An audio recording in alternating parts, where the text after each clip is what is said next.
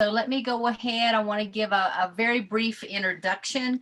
ẎnDon has been involved in regenerative technology studies and renewable solar electric energy at the Ecotech Institute. He pursues his passion for ecological and off-grid systems design at Earthship Biotecture Academy.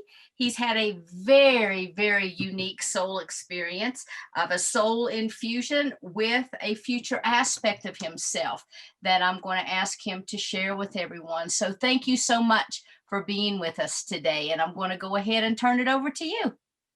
Awesome. Thank you so much, Sheila. And thank you to all the participants that are here, to the hosts, Alan and Neil as well, for putting this together. This is so amazing to see so many brilliant lights out there coming together to share their stories and their insights from their journey in this Earth incarnation. And it's just really amazing. This is, on a personal note, I feel like this is so needed to crack the egg open here to create this space for all of us to share these stories, because it's truly it's truly a story worth telling, and it's a story that is very deeply woven in the mysteries of this earth and our history, and this is not new news. So I'm just really grateful to also be a voice on the front lines with all of you, and to be bringing this awareness to our returning, to our arrival. And in so many ways, this is very important right now, as life and the circumstances on the planet right now are heightening. The shadows are up for review. It can be a scary time to be here, and it's important that we all remember and trust and receive the birthright of this incarnation, which is to fully arrive here. So I just want to thank all of us for arriving today, and for any of those out in the audience that are also walk-ins or have had contact experiences, or somebody who is a walk-in. I just want to extend my gratitude and my invitation to you all to fully arrive, and to know and trust that this is a safe body and place to be in. And I welcome you all here today. Thank you, Sheila, for guiding us through this. And I am extremely grateful to get into this this presentation today. I have a presentation on something I call ascension, which I would say is the polarity to ascension. And it's something that I'd like to share with us all. And there's been a building of this energy that we'll be talking about in this presentation. This little block from the day with Gail and to Maya and to me is really a beautiful chunk and delivery, a scroll, a sacred soul, a scroll that we're offering to your souls in this moment. And I just want to bring another element of this forward and share from my personal experience, and we'll dive in. So if you want to enable the screen share, I think I am ready to go. Beautiful. Just hit the green screen share at the bottom. Perfect. So let's talk about ascension and the Emstra molecule. The Emstra is also a part of Maya's great body of work. I have had the honor and the pleasure of knowing Maya in this life, working with her, learning from her a great deal, and diving into this vault of Thoth and her teachings and what she has received, and have just been so blown away with the correspondences, the synchronicities that is brought to my life. And I am just so grateful to tell you a little bit about this journey. And so let's dive in. First, I want to talk about the different directionalities, the different forces within this duality that dance and intermingle and marry as they revolve around this unified field. This connection that we feel to source, to oneness, to singularity, we have all touched this and tasted this within our life. I consider this a memory field. This is something that deep within our cellular consciousness and our being is a connection to the original source of all things, to the singularity. This unified field is really an event horizon. You could liken it to a black hole or a white hole, Or you could see it as the yin yang, which is this place where black hole and white hole meet together and they intermingle. This is the unified field. Okay. This is that when we say universe, we actually mean this singular verse, you and I in the verse, right? And that is the song of all existence. And within that are the counterparts and instruments and harmonies and rhythms of all of existence. Now, within that, we have two primary forces that I want to talk about that operate particularly through our genetics. We have the force of evolution. This is the most common consideration when we think of actually progression, progress, right? We think of evolution. We think of this external movement that is happening around us, right? This could be through our bodies, through information, education. This could also be through, you could say, technologies, or any of the myriad ways in which we get to play on this plane of the material plane, right? That evolution takes place. Now, typically through history, we have known this as ascension. Okay, this is when we think of the highest path back to source, to return back to the universe, right? It's the ascension path. And this has been one of the greatest teachings that we have received on this planet are the ascension teachings, okay? And this comes from the previous age. And from my particular, personal understanding of progress, everything is inclusive. So it's almost like nested dolls, the China dolls that are nested, right? Every last era is included in the progression as we move forward. So the ascension teachings are something that we bring with us into this current age, into the movement of life and where we're headed. But that is to be met with the awareness that it is a living, breathing doctrine that is also subject to its own transformation and mutation, which is when we have to start to consider the other force, which is involution. Okay? Evolution is this expanding and moving outward. Involution is a compression. It is a coming inward. It is a collecting of our past life experiences, the wisdom of our ancestors, and the energy of this universe that we are bringing deep within us. And that is what I call inscension, which would be not the opposite of ascension as in de-evolution or the loss of our light body, but this is just another direction in which the compression comes inward and we actually enfold ourselves within this involutionary process, which I call inscension. These are the two directions that are moving and enfolding into the unified field, okay? So how does this relate to DNA? Okay, well, let's talk about the keys to the omniversal helix. Let's talk about how to unlock the frequencies of DNA and what DNA actually houses as far as information. From the perspective of Maya's teachings, I want to talk about three particular expressions of the DNA, okay? Now we have the most common form that we're all familiar with, which is our biogenetics, okay?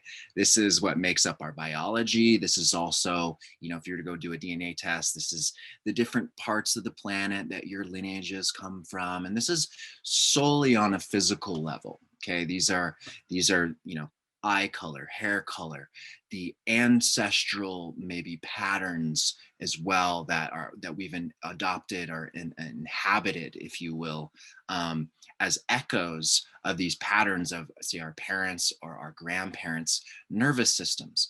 This could be particularly patterns that we have that they didn't heal that got passed down to us. We inherited them, okay?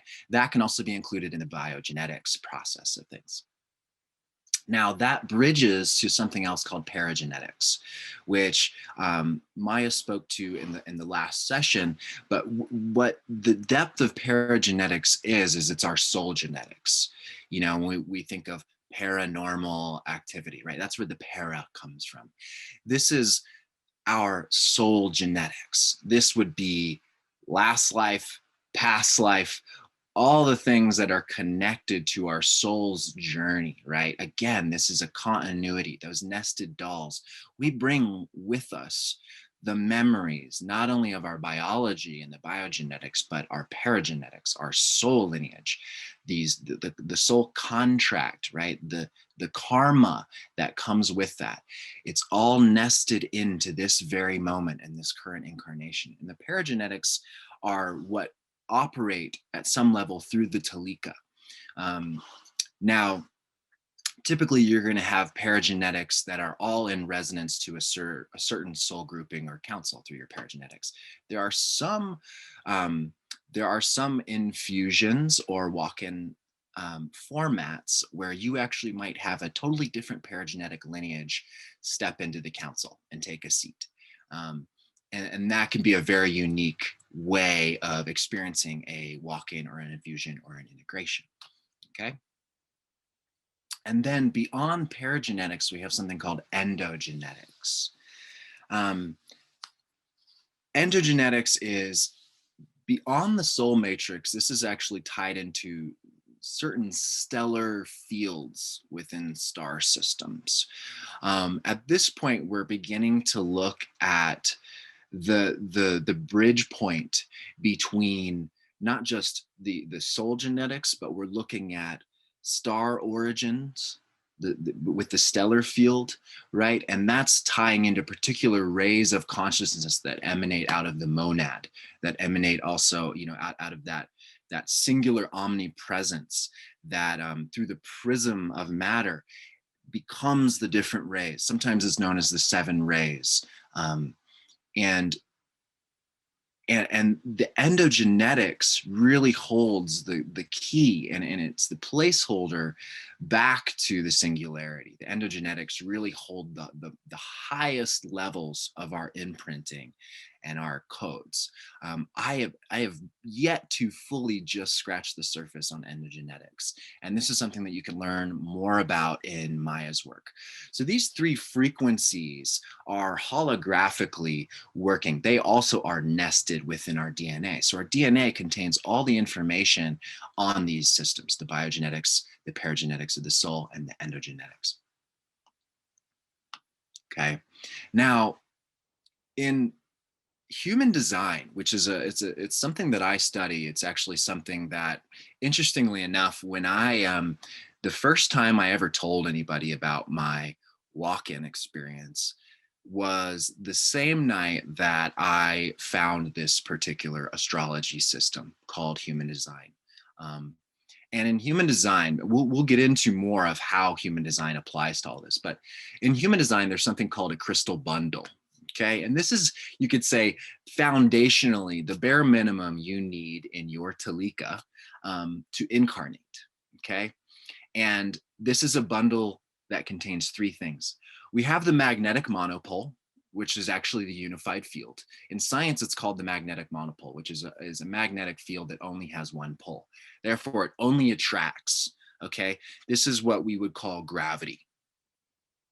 In the center of the planet is a magnetic monopole. It's only attracting, right? That's why we're hurling through space and not being flung off the planet. It is this gravity, or a more mystical name for this would be love.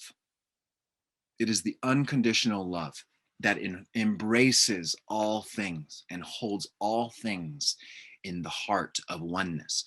That is the magnetic monopole. This is the unified field event horizon. This is what all things are born out of, and this is how the unified field orchestrates everything in existence down to every little detail. It knows how everything works, and it connects everything together. Therefore, it is the very quill that inscribes the message and the signature of your soul that imprints you and your particular crystal bundle. Within this crystal bundle, we have first the design crystal. This is the body. Okay, this is what has the the biogenetic information, as well as some of the paragenetic crossover information through ancestry, through past lives, past karma. This is what begins when we are conceived, right? We are called out of the core of the earth, right? Through the very throne of operation here on this planet. We are called out of that magnetic monopole, and another magnetic monopole comes out of that core and into your mother. Off of that breaks off and forms a design crystal. That's what starts creating the body, okay? Interestingly enough, when we form, the first organ that is created is the heart. This is the first thing that comes into existence, is the heart. And this is something to remember, because this is actually what connects us to the Talika. It connects us to the ability to house higher intelligence. This is something that we all need to remember. Walk-in or human, plant, animal, or tree. We're here to reside in the heart of all things. Out of that comes the form. That's what comes out, the design crystal. That's when we start forming, right? And then what's beautiful is off of the heart then forms the tongue. So the heart speaks first, okay? Remember that, the heart speaks first. Then the whole body is formed. Everything's created. The last thing that gets installed is the neocortex. This is really the steering wheel, you know, the operational chamber that the soul can then actually come and plug into with its consciousness to operate this bioform. At that moment, that is when the personality crystal is called into incarnation. This is our soul. And this soul is streaming in from a fractaline expression of the Godhead. And within human design, there's the 16 Godheads. Interestingly enough, the basic harmonic, organizational harmonic of DNA is 16 spheres. Sometimes you might know this as a flower of life as well. So the 16 faces of God, these are these different streams of intelligence that emanate out of the omnipotent, omnipresent monad, right? That if we could actually see the face of this intelligence, we would be blinded. So it actually is within these 16 streams that are blending together and merging together, the dance of eternity, the dance of infiniteness, and our immortality comes to know form and comes to know the other. And our immortal self lives through this vessel, through the personality crystal. And this is the basic pairing, this crystal bundle. This is all that is needed to incarnate. A body, a soul, our connection to source, the magnetic monopole. Boom. Off of that, we can then access the higher levels of the Talika and actually call in higher resonant holographic structures through the DNA to live through us. These two crystals are the yin and yang aspects of us, okay? We have the body and the life. This is our story. This is our journey. This is the nature of who we are. This is the yin. This is the feminine within us. And then we have the yang. This is the potential of our self-reflected consciousness. This is the soul. This is mind, right? And they come together and they're held together by that monopole. Every chart in human design contains these two columns. I see them as strands. This is the basic DNA structure on the planet, 2 strands. It is not limited to 2 strands, but this is by default, unfortunately, now the operational pattern that we get to work with. But we can upgrade that. We can unseal the frequency fences and manipulations to our DNA to access higher levels. But let's just look at these 2 strands, okay? There's 13 planetary activations. Something that stands out to me about 13 is if you look in Mayan cosmology, everything is counted in 13 tones, okay? A Mayan week is 13 days. It's a trecena. And the 13 tones, the 13th tone being ascension, okay?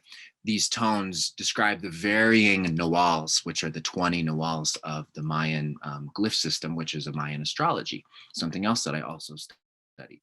What I find very interesting about the 13, not only the correspondence between the Mayan count, but when you are looking at the differences between a holistic tree of life versus a corrupted tree of life, there's going to be some major differences. When you are looking at the Kathara tree, which has 13 nodes, you're looking at a fully complete tree of life that actually resonates within the structures of infinity. Okay. That is actually the true tree, which has been lost over time. And it's not to say that the most modern tree of life, which has a 10 Sephiroth system, is not a useful tool, but it's not the complete truth. And so I just really want to speak to the 13 because it's something that really stands out for me as a part of the bigger understanding of how this all ties in together, because we are here through our DNA resurrecting the great tree, right? Resurrecting the tree of life, this one huge, massive, beautiful family tree that is this earth and humanity. Okay. And even into the greater levels of what Maya calls unanimity, which is our unified humanity throughout the cosmos. Okay. And it starts with repairing the tree. Now, here is my chart. Okay, just as an example, I am a manifester, which is one of the types of aura types. My authority is solar plexus authority. I have an emotional authority. And manifestors, Maya is also a manifester. Manifestors are, they are here to bring mutation. They are a mutative force. And this is something that is important to consider as we move forward in this presentation, because when I talk about the emstra is a mutation. It is a mutation in the blood.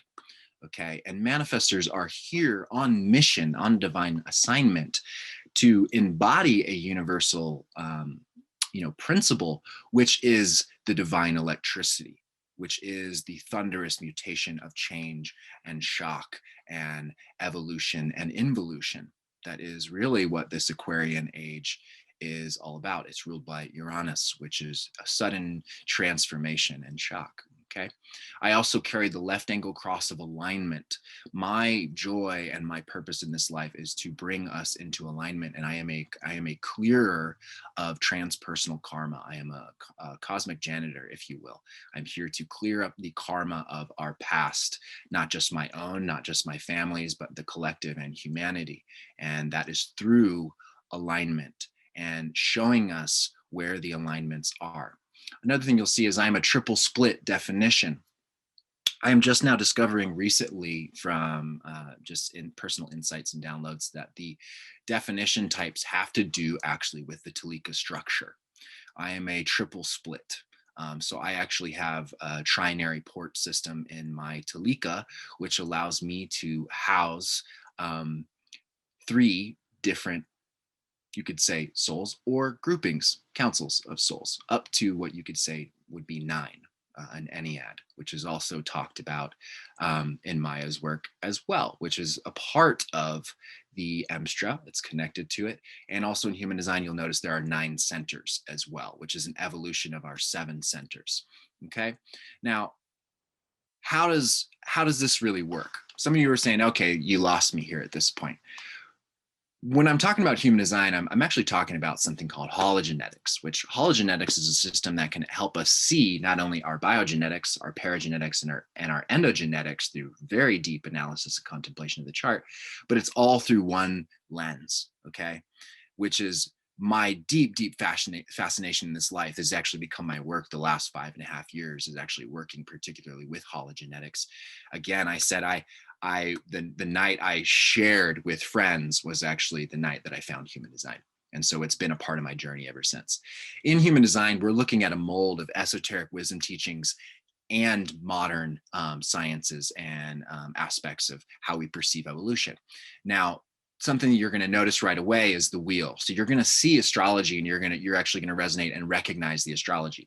Well, within human design, those 2 columns are calculated with 2 different calculations. We have Western and we have Egyptian, okay? And then another part of the wheel that you see there is the I Ching. You'll see the 64 hexagrams around the outer rim, okay? This is a zodiacal I Ching.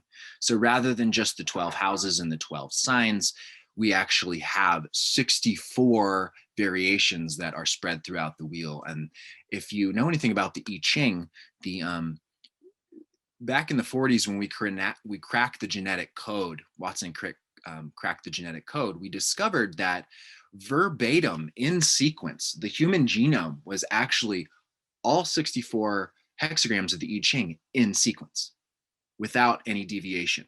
So the I Ching, one of the oldest manuscripts on the planet, actually contained our genetic code. And it took us thousands of years to get the technology to then finally affirm that. And we didn't even know we were going to affirm that. It was just something that later showed up as a correspondence, and it was a big aha for us. So the hexagrams, right, there's 64 of them, right? Well, there's 64 codons in the DNA. A codon is a grouping of 6 amino acids, right? There are 6 lines in a hexagram. This is a correspondence. So the hexagrams are the codons of the DNA, right? And they are found within the chart. It helps us actually see without even having to do a blood sample of anybody. I can look holographically at your DNA and tell you a tremendous amount of information, all the way down to your biology, down to particular trauma cycles within your life and 7-year cycles, how you dream, also your mythical path, your spirit, your soul's connection, your ancestry, your past life information, all of that in one place. Okay. And it's also coupled with, you'll see right away within the chart, oh, I see these centers, they look like chakras. We have a 9-centered evolution that we've transitioned since 1781. We've been in an interregnum mutation where we are transitioning out of the 7 chakras into the 9, allowing us to move into completion, allowing us to move into the Ennead and into a holographic state where we can house higher consciousness. Not just as walk-ins or special people, but all of humanity will then be able to house higher consciousness, which is really, we are moving in that direction. We are, we are the front runners, if you will, and we are not the first to do this. This has been happening on this planet for a long time, and we are moving towards an evolutionary cycle where we all will actually have access to do this. And it starts first with this education. Okay. And then also within this chart, you'll see these lines that connect all the centers. There are 3 different circuit groups: individual, tribal, and collective. There are 36 channels. And then there's also something called the integration network. And this is all corresponding to the tree of life. Now here you say it has the Kabbalah, but the tree of life is throughout many traditions. You see it in Zoroastrianism, you see it in Sumeria, you see it in Egypt, you see it in Mayan culture, you see it in Druidic culture, you see it in Celtic, right? You see it everywhere, right? So the tree of life is nothing new. This is all part of the garden, right? We're just returning to the garden, we're just remembering, okay? And then also here we have Buddhism. And in the Pali Canon, which is one of the oldest written documents on Buddhism, Buddha teaches something specifically called the not self doctrine. All of these systems are woven together here in human design, in this system of hologenetics. And it's coupled with quantum physics and biology and DNA. It's all synthesized into one. It is, in my opinion, it is the Aquarian system. It is what we will need moving into this age, and it is going to greatly help all of humanity to understand ourselves so we can get out of the mire and the muck of our trauma, our conditioning, and resurrect the light and redeem the light that has been trapped inside our DNA. Now, there's something in the system called the gene keys. Okay, the gene keys is a system that actually happened to be born out of human design, but it's not really separate. Within the human design chart, there's something called the gates. Okay, each of these gates can be unlocked with one of these gene keys. Okay, the gene key really shows us these 3 frequency bands of how the DNA expresses itself. And just stick with me here, because this all relates to the Emstra. This all relates to our ability to walk in and arrive. Okay. Now, at the shadow frequency, we have a negative attitude, intention, emotion. This can be frustration, manipulation, bitterness, fear, anger, jealousy. This is what causes the DNA to constrict. And interestingly enough, the word wound is the same spelling as wound. So when we are wounded, our DNA is actually wound around itself, and it's actually choking itself out of the light. It's not allowing the light in, right? This is the trapped light. This is what we are trying to redeem within each and every one of us, right? And what's so essential to understand about the shadow frequency is that the shadow, this fear, right?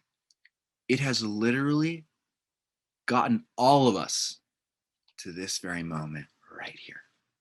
It is the fear of our parents and our grandparents and their parents and our ancestors and our civilizations that have literally allowed us all to survive. We would not be here today if it wasn't for this fear. It was the very dualized mechanism of polarity that allowed us to push and pull within the tension that allowed us to evolve. Okay. Without that basic existential fear that was driving us in the earlier stages of our evolution, we would not be here today. So the shadow is not something that we are here to destroy. It's not our enemy. It's actually these parts of us that are in contraction.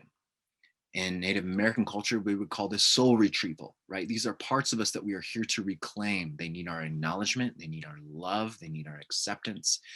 And these are really just unclaimed parts of our own light. So as we embrace these shadows, by really seeing that they are the reason we are even here.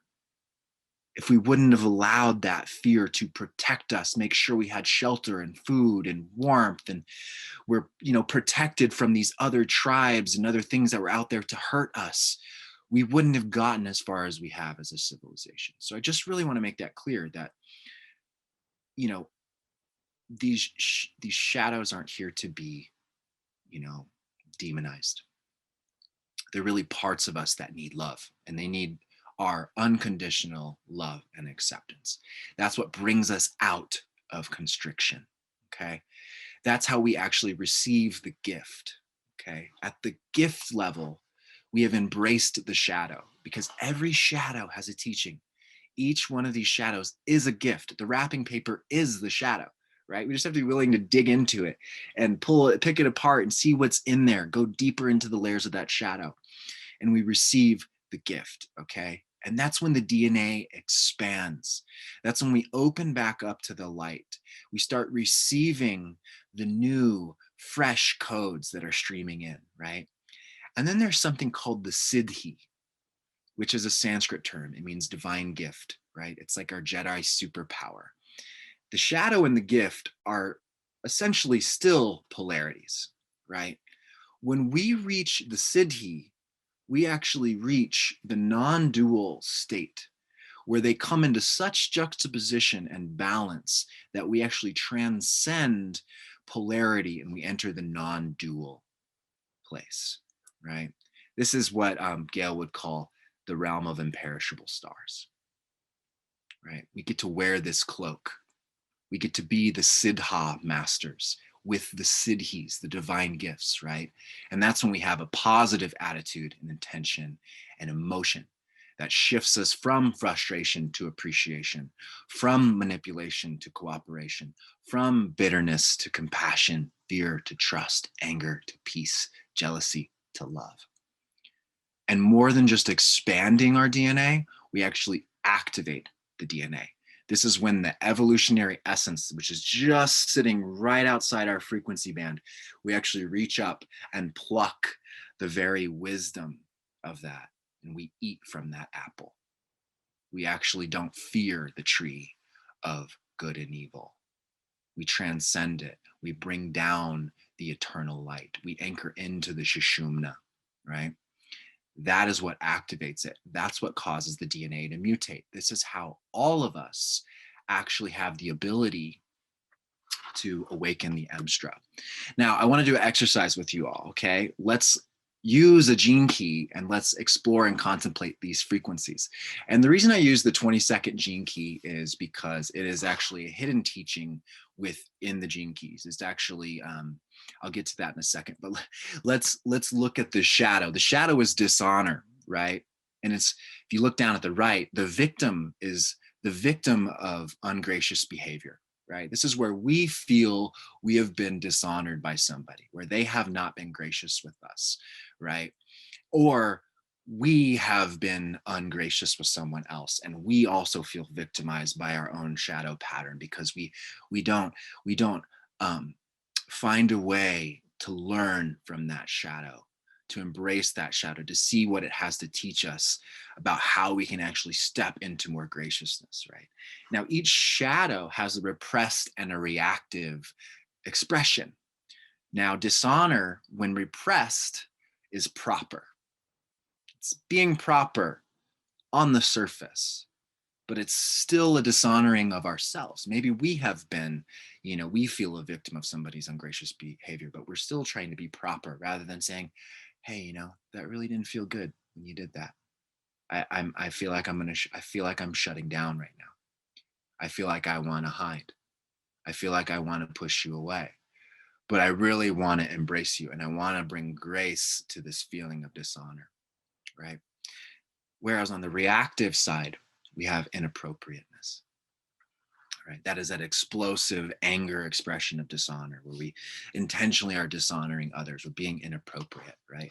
When we balance the repressive and the reactive sides, we no longer try to act proper as a repressed state of this shadow, and we no longer explode inappropriately and dishonor others.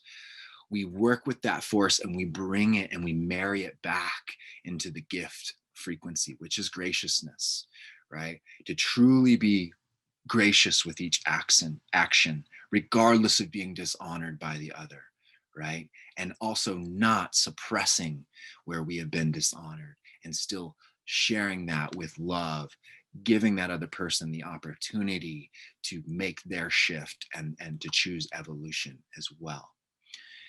And at the highest level, we have grace. Grace and graciousness are very different things.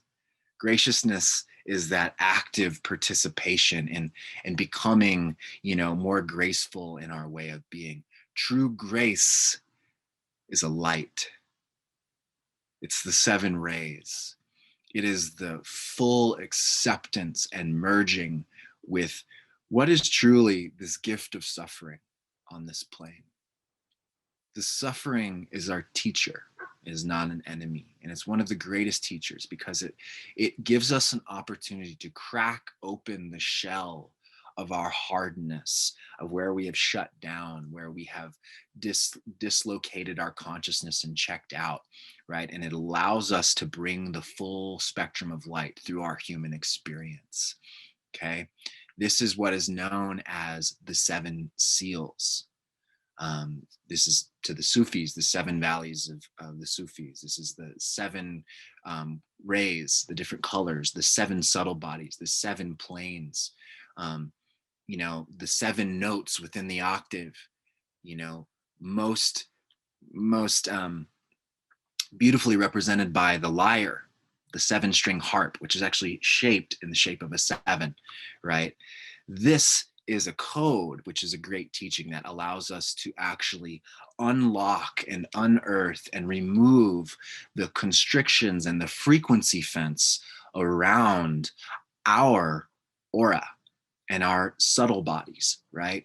This is the basic level of coming back into that 0 point realization that, oh, actually in this higher plane above me, beyond the 7, I actually can move into the silver and gold frequencies of the 9 of the Ennead. I can step into the higher consciousness beyond the 7 planes, beyond just my basic human godhood, and actually enter into union and communion with Source as an active participant in the evolution and the involution, the ascension, inscension process of all of life. Notice the programming partner here. oppression, transmutation, transfiguration.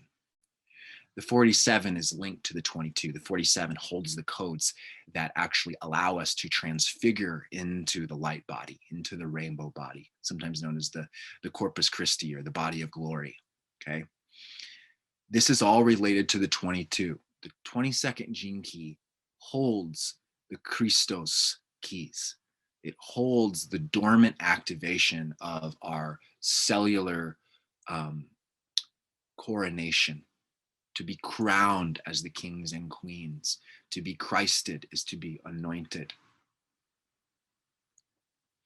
And this is all related particularly to something called the Ring of Divinity, which is a grouping of codon rings. The 22 really is the master key to this, right? And so the 22 is operating through all of our DNA through this resonant field of the codons, right? Through an amino acid named as proline.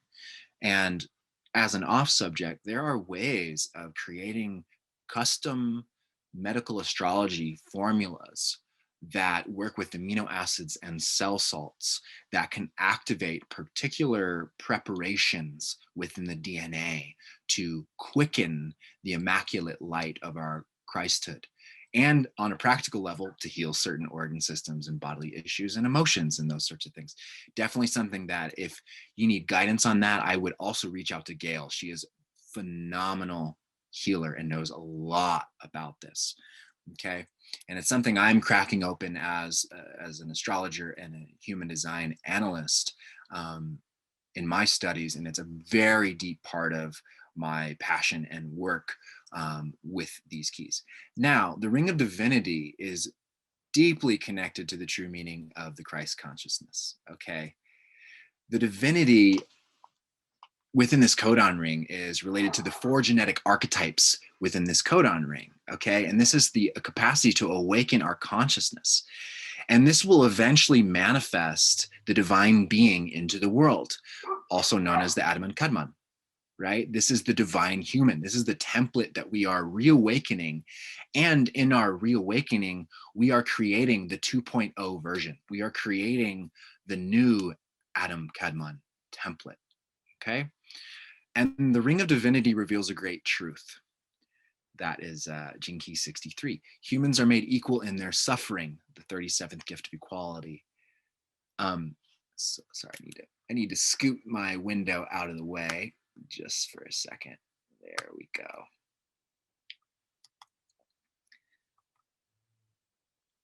go. All humans are made equal in their suffering.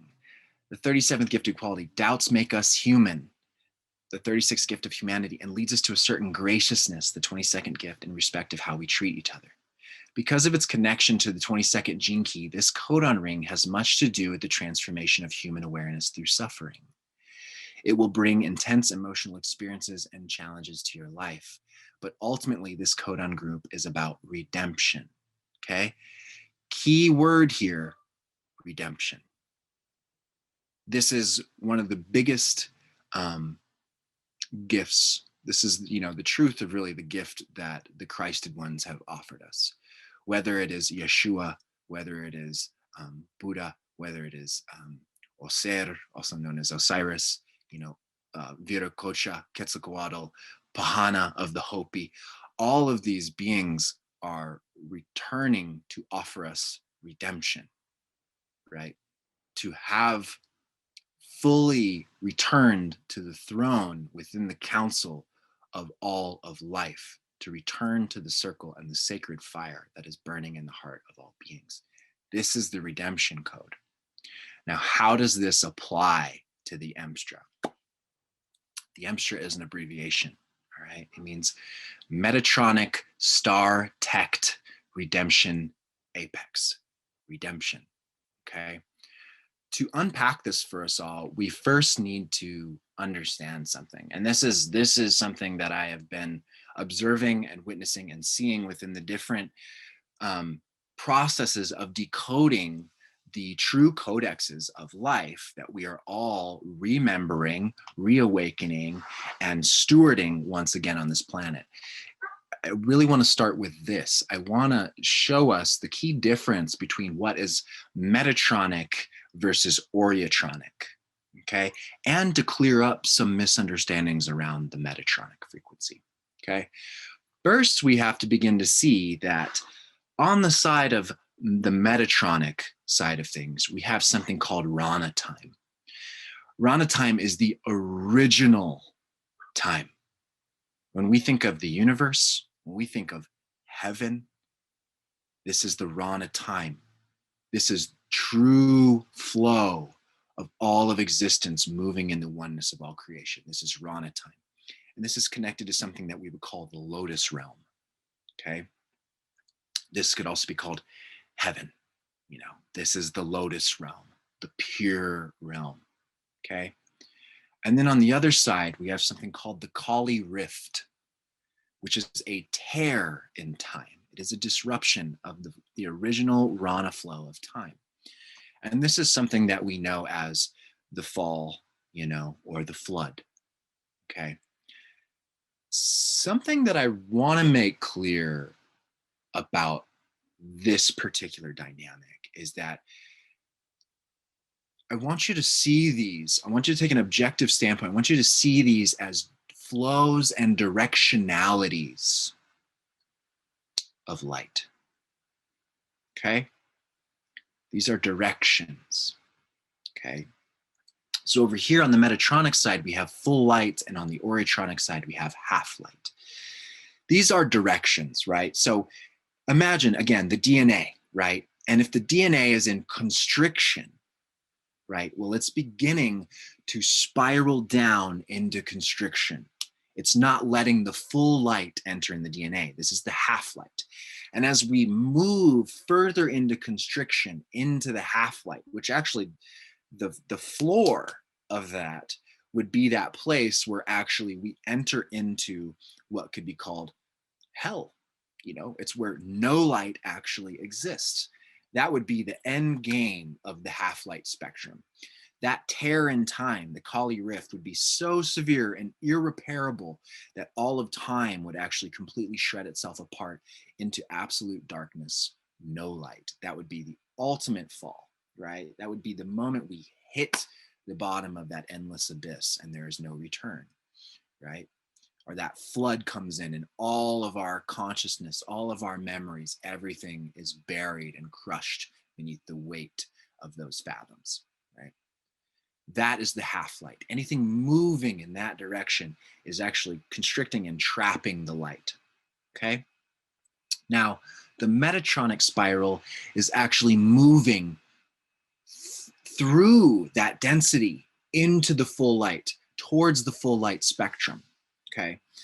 And that is actually what's expanding. That is that gift frequency. It's an expansion, letting more light in. It's moving into the full light flow and spiral of life, okay?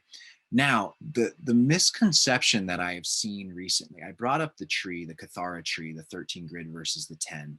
I brought that up earlier because I really want to dig into these things, and I really want to be clear in my ability to inform others and to understand this information, right? Now, what I want to preface is that some people have a charge around the word Metatron or anything Metatronic. Some people believe that it is actually half-light, right? But it's a directionality. It is moving towards the full light and embodying the full light spectrum. Now, remember, there's that floor in the Oriotronic realm. Well, there's a ceiling also here in the Metatronic realm. There is this null zone right here between the full light and beyond, right? And that operates through the geometries of the Metatron. Without the geometries of the Metatron, we don't actually have the flow that can move in both directions, right?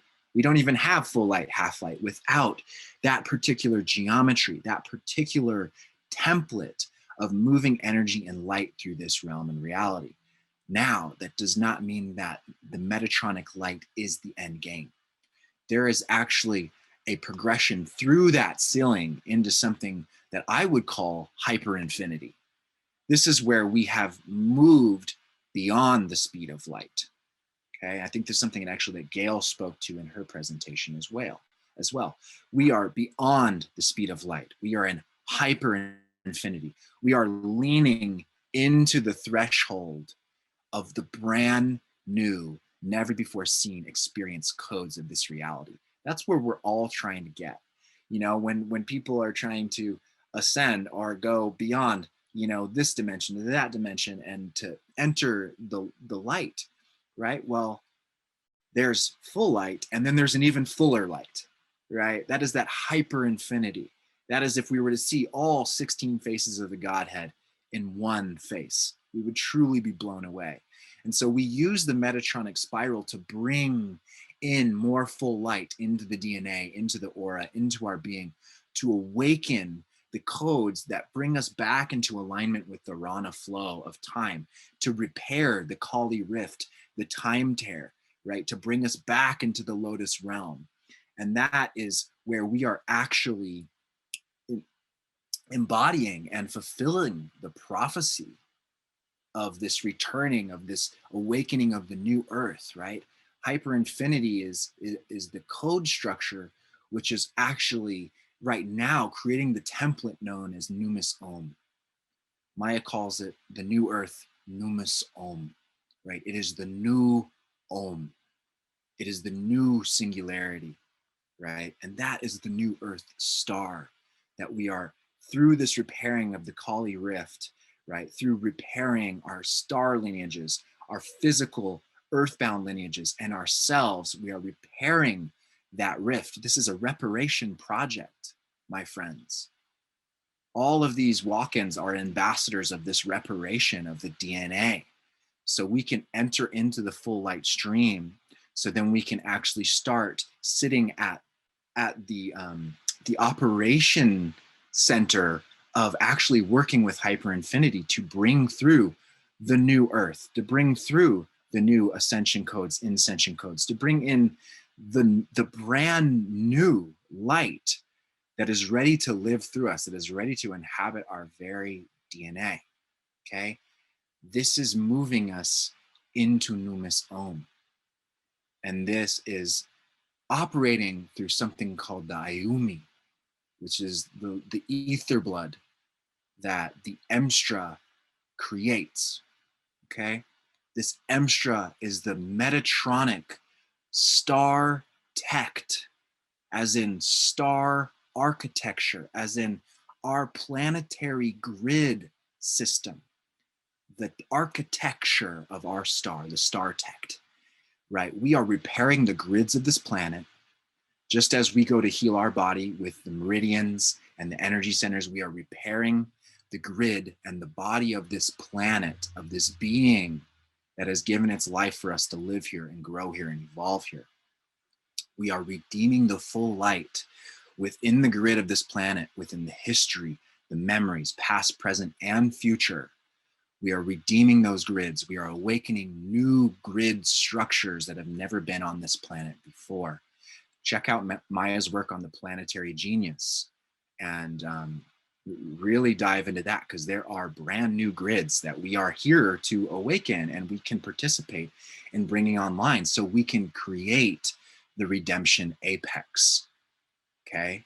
This is to redeem this planet. This is to redeem the fallen structures from the fall flood, from the Kali rift that has kept us locked in these Oriotronic patterns, okay? And this is largely due to, you know, bloodlines, races, cultures, star lineages, all that karma intermixing together, and it's become so entangled and diluted that we still have access to the future templates, but we're very much entangled, right? So we have to use these gene keys. We have to understand the frequencies in which they operate in our human design, so we actually know how to reclaim the trapped light within our own aura, which is what our human design chart actually shows us. It shows us where our channels are unlocked, where our life force operates, and also where we are holding the innocent infinity space for other patterns to come in, and they can actually then build up as energetic residue, as forms of conditioning and influence that we are here to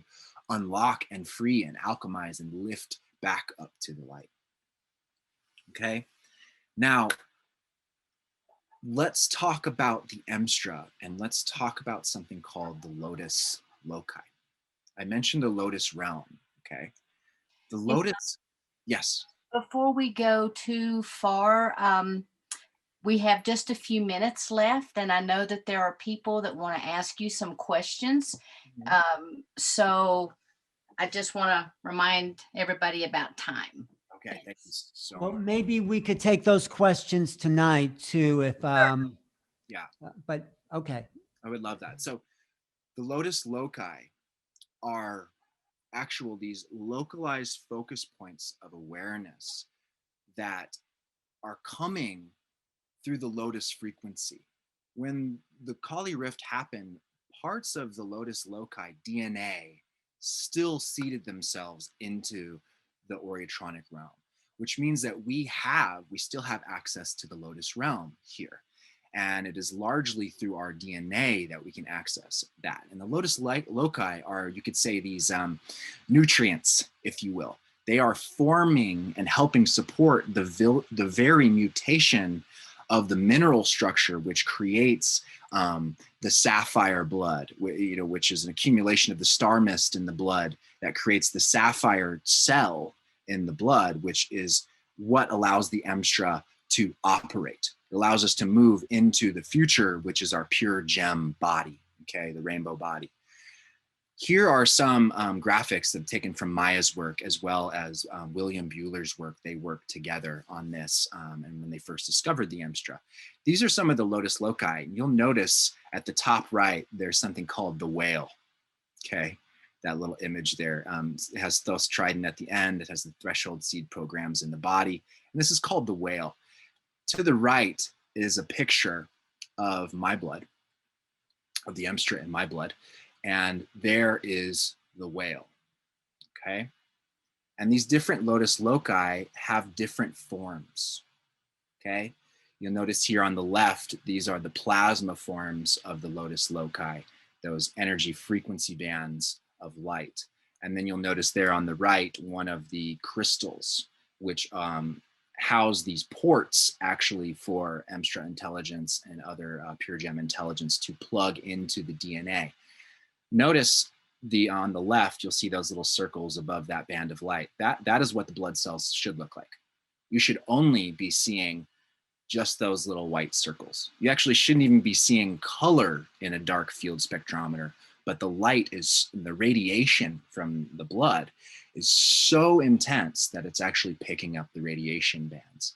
You typically should not be seeing any of this. So you go to a normal blood analyst and they would just have a short circuit because this shouldn't be in there. This is the Emstra, okay? I discovered this in my DNA several years ago, which led me to find Maya's work. I was on a journey through America and I got led all the way back to Colorado, where I live now, back to Crestone, where I lived, did not meet Maya while I was there, very close friends with the Templars that she works with, never had direct contact, but was deeply connected through my relationship and heart to all of them in their work. I am one of those people that find stuff out, I bring it to them and they're like, hey, how'd you know that? Because I'm learning through the Emstra. It has been teaching me, okay? And we are in certain cycles of the Emstra. And there's 6 cycles that we are moving through, okay? And we are currently at the latter stages of the 5th stage. This is the preparation. And we are getting ready to enter the 6th stage, the 6th age of the pure gem. This is the age known as the Johanna, which is what the Johannian Templars spoke of, which is really the enlightenment, not the end, but the in, bringing the light in to the body. That is what ascension is. We have all been prepared for this. And this doesn't require you to have a Grail lineage. It doesn't require you to have the physical DNA. This is something that is available to all. The Emstra is accessible to all of us to activate. And it's just so amazing that we all have this opportunity to awaken this and redeem the trapped light of this fallen matrix. And so as a walk-in,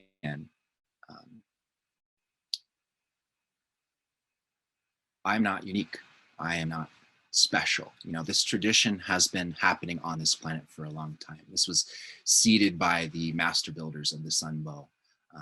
This is also something that, you know, through different lineages, the Templar lineages, the Order of the Blue Pharaoh, the Zoroastrian lineage as well, many different beings have been working with this ability. This is something that we all have access to. I'm done. And if there's any questions that we have time, I'm open for that, or we can save it for later at the panel. Just one question I have. Are you familiar with the Keys of Enoch's Metatronic outlines of the Son, Father, Mother universes, and, you know, some of that cosmology? I'm not very much like Maya. I hear about certain things, and to keep my particular channel and stream of inner knowing kind of clean, I don't dive too deep in those things. I am very familiar with them. They're actually sitting on the bookshelf downstairs. I just have not fully dove in because of my fascination, particularly with DNA. It has kind of consumed my magical life as far as what I pay attention to. So, but I will definitely dive into it. Good question.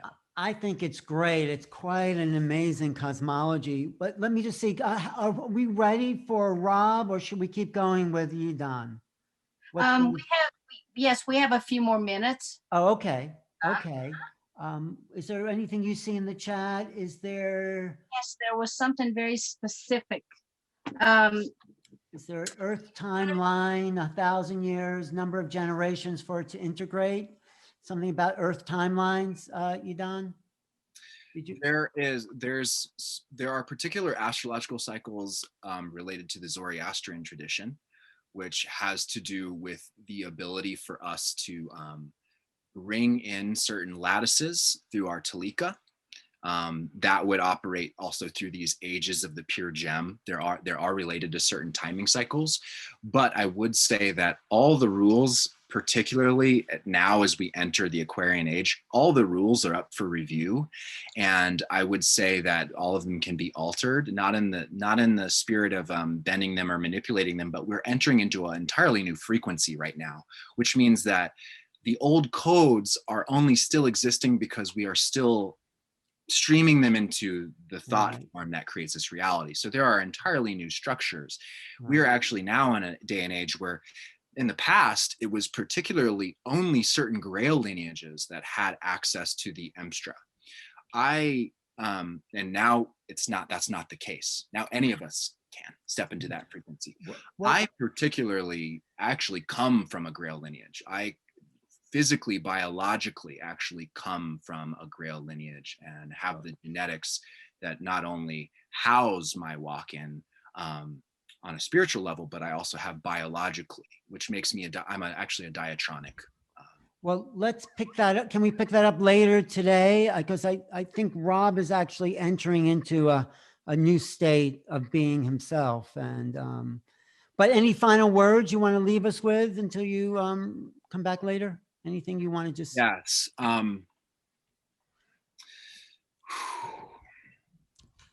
Just want to thank all of the beings here, all of the souls being here, streaming in through this vessel now. I want to thank all of our ancestors, star lineages, the elementals, the devas, the citizens, two-legged, four-legged, winged ones, all beings within this field, within this time, within these dimensions and these densities throughout all of time and space.